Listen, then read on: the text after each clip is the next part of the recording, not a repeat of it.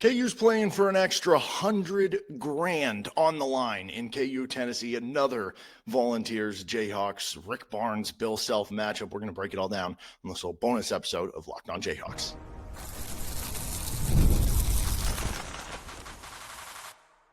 You are Locked On Jayhawks, your daily podcast on the Kansas Jayhawks. Part of the Locked On Podcast Network, your team every day. What's going on? Thank you for making the Locked On Podcast Network the #1 sports podcast network. Derek Johnson here with Locked On Jayhawks. We're going to be doing a shorter episode today, kind of quick fire preview of the KU Tennessee game. That is our third place game between these two opponents.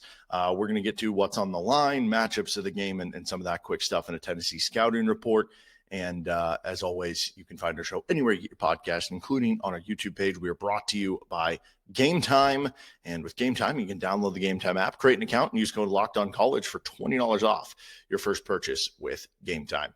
So KU takes on Tennessee. It's the 6 o'clock game. KU ends up getting essentially the 4 seed, where third plays fourth, first plays second. And so Kansas plays Tennessee, who's third. It's all silly. Like, honestly, if we're being honest, like Iowa State played a tougher schedule, probably should be in this. Tennessee should probably be in the championship based on who they've beaten to this point and how everything went. But honestly, it doesn't really matter. Well, I guess it doesn't matter for us. It matters for the players because there's some extra dough on the line. So Kansas, by being in the top 4, has already guaranteed they're going to get $200,000 in NIL payouts, which I'd assume the walk-ons are going to get it too. If you split it evenly, it'd be like a little over $12,000 per player. That's a nice little, Thanksgiving bonus here.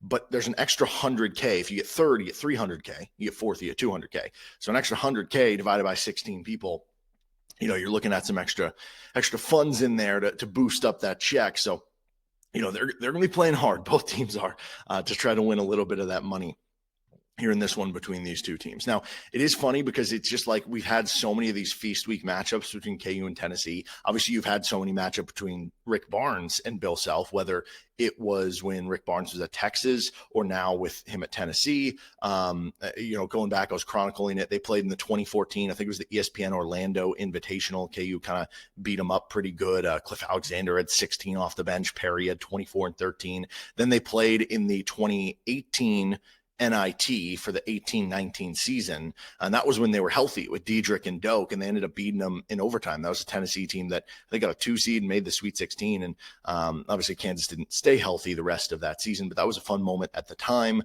winning that one in overtime. There was the 2022 Bahamas, and KU got destroyed in that one. That one did not go well for them. I think DeJuan Harris fouled out in like under 20 minutes. Joe Yesufu had like 14 off the bench when they only scored 50 points. And looking back, it's like, how did that happen? And then the next year they played in the Maui Invitational, and Hunter Dickinson had like 17 and 20. He was unbelievable. And KU ended up winning that one. Now, in between, we've also seen some matchups, like they played a home and home as part of the Big 12 SEC Challenge as well. So these teams have met a good amount of times. And like I said, Self and Barnes have as well. And now we get another meeting specifically during Feast Week here. Now I think the importance of the game is this, like for the players that, of course, they want to, win an extra, whatever, $6,000 or whatever it is, to possibly win this game. Like I would, if I were playing, right. And you said that was on the line, that'd be kind of cool. Right. From perspective of evaluating this team, I think it's really interesting here. This isn't the worst case in there where like Tennessee looks really good. They just beat Houston. They demolished Rutgers. And you're without Darryn Peterson. This is kind of like the Duke game a little bit here, just in terms of, if you play a close game, if you compete, you perform well, you continue to walk away thinking, okay, I feel pretty good about this team around Darryn Peterson once he comes back, right?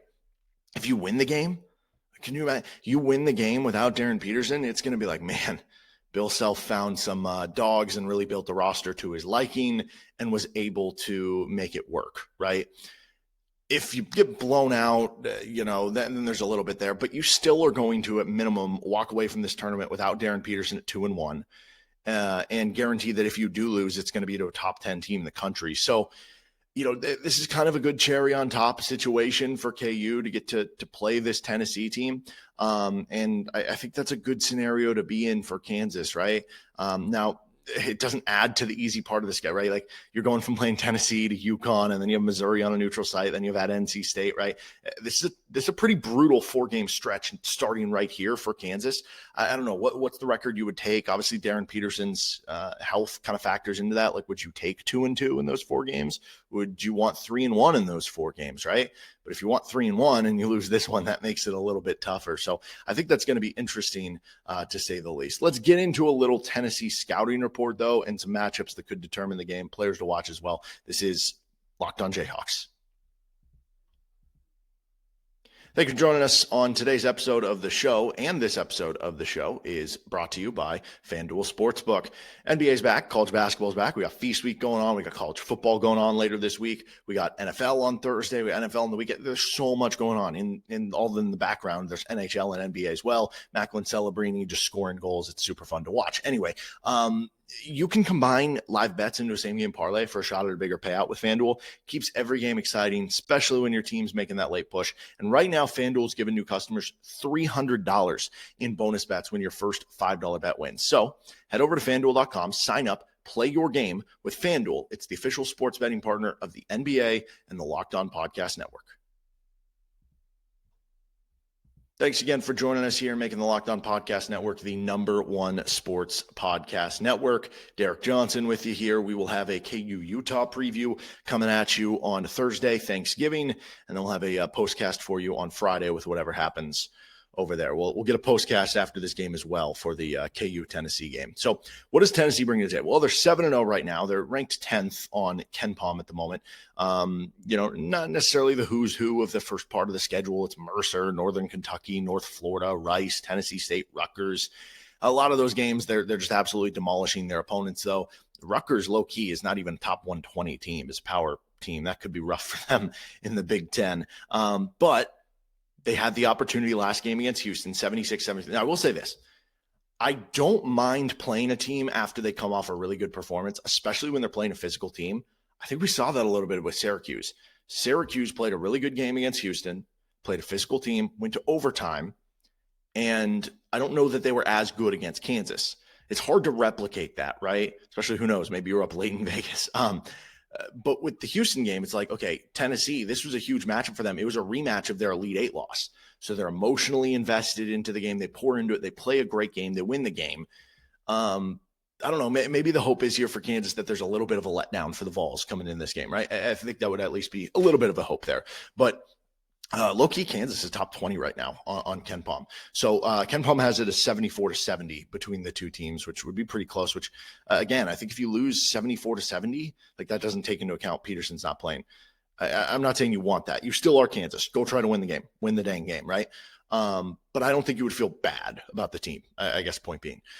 Now, they have the number 14 offense right now, number 10 defense. They are shooting the ball. I guess if we're getting into some of their strengths, they're shooting the ball well, 36.5% from 3, and they're 57.5% from 2. They are in the top 90 nationally. So basically like the top quarter of college basketball in 3-point shooting, 2-point shooting, free throw shooting. So they've been a good shooting team, which doesn't always add up with Rick Barnes' teams, but that's been the case at least early in this season. Again, given outside of the Houston game, not the best competition. They were the number 1 offensive rebound rate team in the country. So KU has to be on their P's and Q's with their defensive rebounding. And that's also a little bit scary with the physicality Tennessee will play with down low. What does that mean to trying to avoid foul trouble? We know that could be the killer for Kansas in a game like this. Beyond that, for Tennessee, they have a top 25 2-point defense so far. They're only allowing 43% on 2-point shots this year, which overall they're 14th in effective field goal percentage defense right now. And they're doing it without fouling a ton. They've been pretty solid in that area so far. They're also a really good passing team, 11th in the country in assists per field goal made. And then the other strength that I would just quickly say is they have some dudes who can get them buckets. And that's kind of the big thing. Like, it feels like for so many years with Rick Barnes in Tennessee, it was, hey, we have this rugged defense. It might be a little bit of a slog on offense. These last couple of years, he's been able to find that one guy. A couple of years ago was Dalton Connect. They make it to the Elite Eight. They have a good defense with a guy who can get them a bucket. Last year, they get another transfer in who ends up kind of being the same thing. And this year, they did it with 2 ways. They did it with transfer with Jakobi Gillespie, who's been awesome to start this season, the transfer from Maryland. He's one of the best guards in the country. And then Nate Ament, who was a top 5 recruit in the class. 6'10". He can get shots off in a multitude of ways. He's athletic. He's an outstanding player. And whether it's Trey White or Bryson Tiller on him, they're going to have his hands full. So it's a very good Tennessee team. Like I said, they're 10th in KenPom. It would not surprise me if they end up as like a top 5 team in the country. I think that highly of what this Tennessee team is. Now, if you're looking for some cracks, so to speak, in the armor, you're looking for something that you could point to be like, okay, is there something that Kansas can do here or here or whatever? One thing that's interesting, they're 148th in the country in defensive rebound rate. So, and again, that's not against the best schedule. You look at what Houston did. Houston was able to get 15 offensive rebounds for a 44% offensive rebound rate. Now, Kansas has not been the best offensive rebound team this year, but they ramped it up last game when they needed to against Syracuse with 13 of them. Maybe this is a game that you can, get some more of those offensive rebound second chance opportunities. This also hasn't been a Tennessee team that's forcing like a ton of steals or turnovers.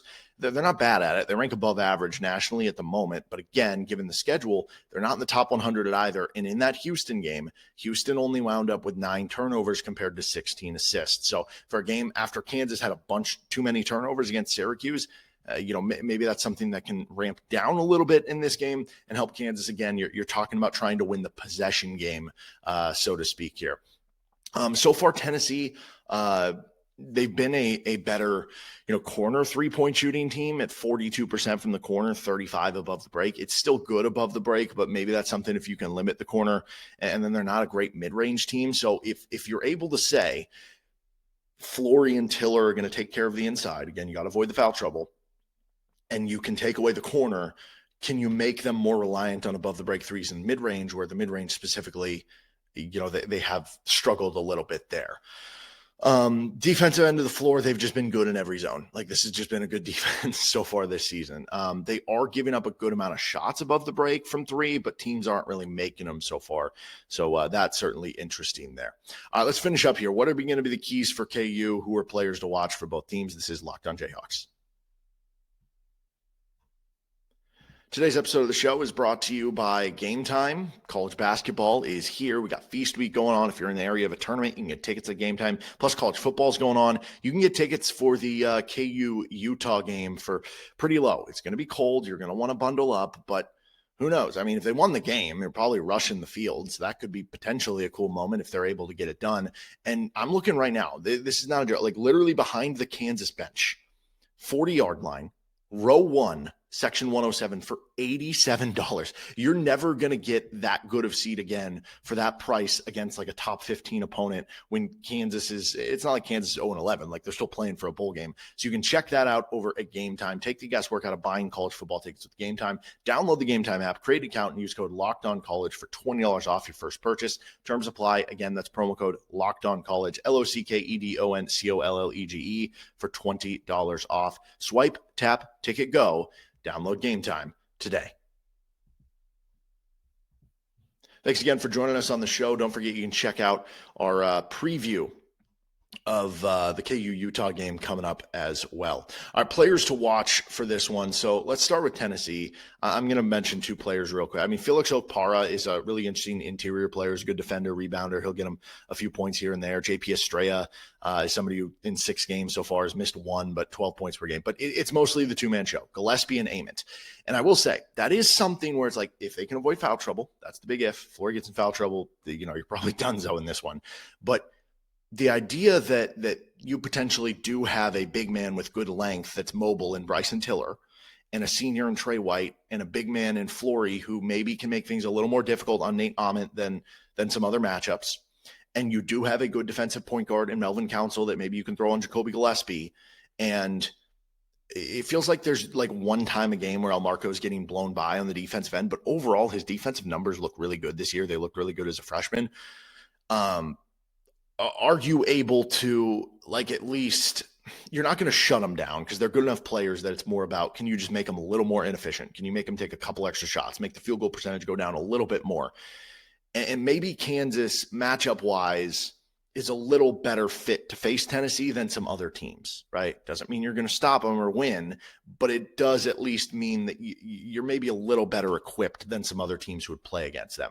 But those are the two players I think to watch for them. For Kansas, for that reason, I think it's Tiller and I think it's Council. You look at both the defensive end, but also what can those guys give KU on the offensive end? This cannot be a game where Council starts whatever it was, 0 of 7 and finishes 3 of 15. I'm not saying he's got to shoot 50%, but at least 40%, you hope in a game like this.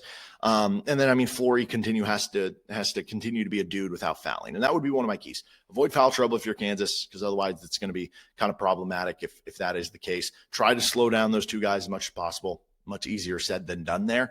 And then for Kansas, it's just, try to it's interesting because Tennessee lives in making games ugly, or at least has historically under Rick Barnes. I feel like that's kind of the case for KU so far this year. You've held your two opponents to like 60 and 61 points so far. So maybe an ugly game in years past against Tennessee was going to be bad news for KU. Maybe it's actually good news for KU this go around. All right, we'll postcast whatever happens in the game and see you next time on another edition of Locked on Jayhawks.